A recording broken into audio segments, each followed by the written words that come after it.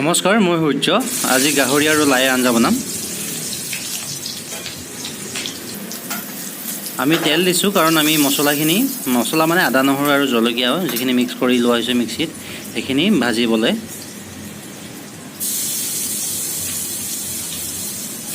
গাহৰি আৰু লাই অলম'ষ্ট আমি বইল ষ্টাইলতে বনাম। ভালদৰে মিক্স কৰি লোৱা হ'ল তেলত।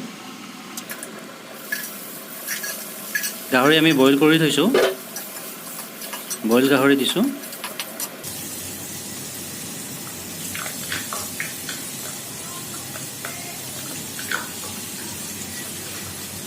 ভালদৰে মিহলাই ল'ম এতিয়া গাহৰি আৰু মছলাবোৰ।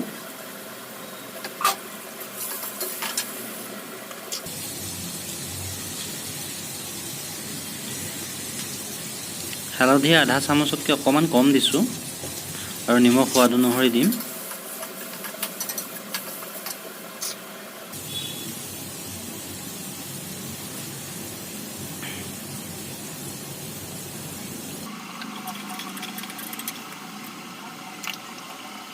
অলপ সময় ঢাকি দিম আমি।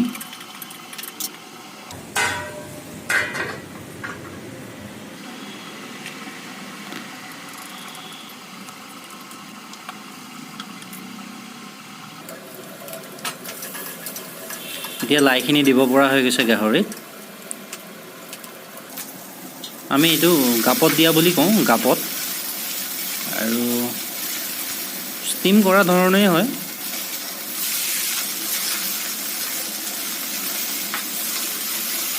গোটেই লাইখিনি দি আমি ঢাকি দিম।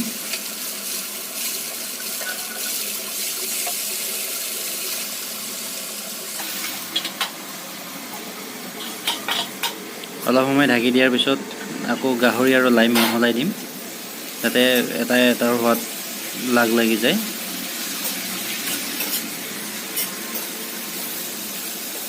এতিয়া গাহৰিৰ সোৱাদ লাই পাতত সোমাই যাব।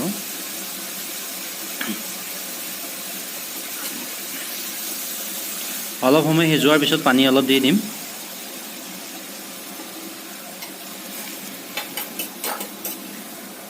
তেতিয়া সম্পূৰ্ণৰূপে বইল হিচাপে বনাব পাৰিম পানী দি।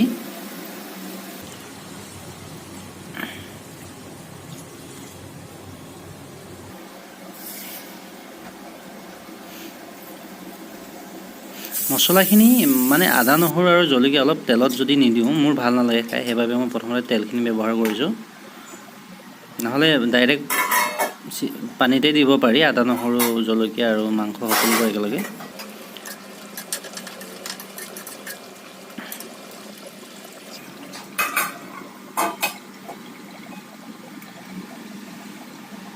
অলপ সময় ঢাকি থোৱাৰ পিছত উতলিব ধৰিছে আমাৰ মাংস।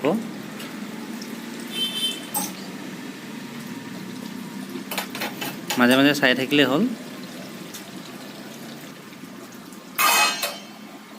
যেতিয়া লাইৰ অলপ ৰঙচুৱা ৰং এটা আহিব, তেতিয়া আপোনালোকে গেছ বন্ধ কৰি দিব পাৰে, মানে আমাৰ আঞ্জা হৈ যাব। মোৰ আঞ্জা সিজি গ'ল, এতিয়া মই বন্ধ কৰি দিওঁ। আজিৰ বাবে ইমানেই, ধন্যবাদ।